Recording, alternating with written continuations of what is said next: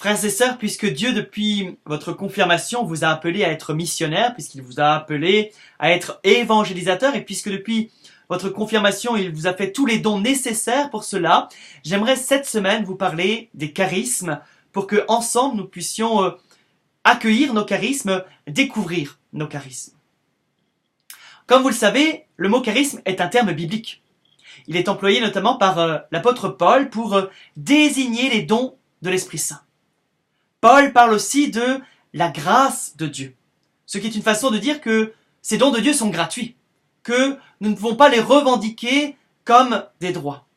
En fait, tout ce que nous avons reçu de Dieu, absolument tout, sans exception, est un don gratuit. Notre existence elle-même.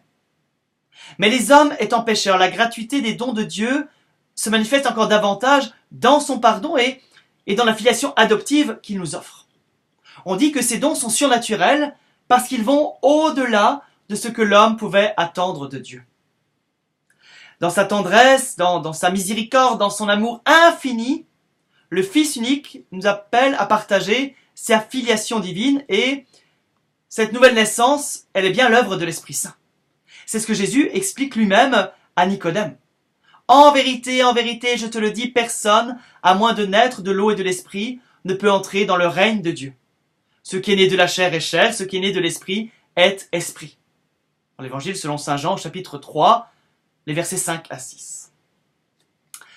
Pour l'apôtre Paul, cette vie dans le Christ est une nouvelle création.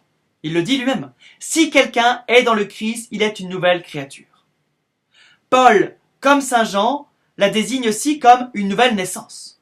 Dieu nous sauva par le bain de la nouvelle naissance et de la rénovation que produit l'Esprit Saint. On cela dans l'épître à Tite, au chapitre 3, les versets 4 à 6. Donc, pour Paul comme pour saint Jean, c'est bien l'Esprit qui accomplit cette nouvelle naissance. C'est pourquoi dans la lettre aux Romains, Paul le désigne comme un esprit de filiation adoptive. Écoutons-le. Ceux qui sont conduits par l'Esprit de Dieu, ceux-là sont fils de Dieu.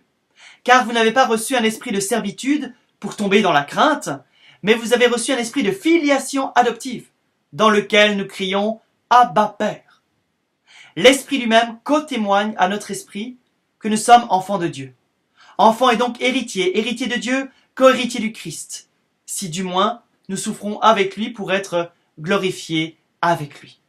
Romains 8, 14, 17. Le message du Nouveau Testament ne fait donc aucun doute. C'est l'Esprit Saint. C'est l'Esprit Saint qui fait de nous des enfants de Dieu. Une nouvelle naissance qui est signifiée, qui est manifestée par notre baptême. Mais en quoi consiste cette filiation adoptive ? Tout d'abord dans la foi. On devient fils de Dieu par la foi. Celui qui croit que Jésus est le Christ, celui-là est vraiment né de Dieu. On devient fils de Dieu plus encore par la charité, et donc par la fidélité aux commandements de Dieu qui sont la forme élémentaire de l'amour. C'est saint Jean qui le dit dans sa première lettre au chapitre 5, verset 4. Car l'amour de Dieu consiste en cela, garder ses commandements. Ces commandements ne sont pas un fardeau, puisque tout être est né de Dieu et vainqueur du monde.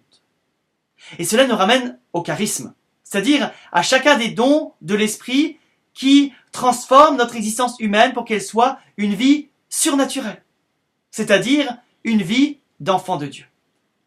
La foi, justement, est un charisme. Le plus petit acte de foi, j'insiste, est un don de l'Esprit. Sans l'Esprit Saint, écrit saint Paul, personne ne peut dire « Jésus est Seigneur ». Si vous avez la foi, c'est la preuve ou le signe que l'Esprit est en vous.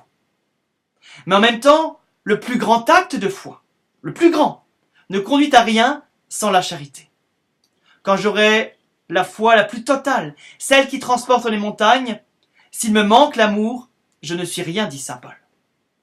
Pour lui, la charité est le charisme par excellence. Quand nous parlons de la foi, de l'espérance et de la charité, nous appelons cela les vertus théologales et c'est juste. Mais du coup, nous ne savons plus très bien ce que sont les charismes et nous les identifions à des comportements étranges et marginaux.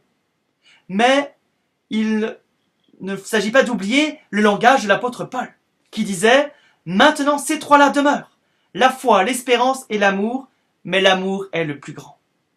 Paul commence d'ailleurs cet enseignement par ces mots. Ayez pour ambition les charismes les meilleurs. Ayons, frères et sœurs, pour ambition les charismes les meilleurs, notamment la foi, l'espérance et la charité, et surtout la charité. Sans la charité, sans l'amour, nous ne pouvons rien faire.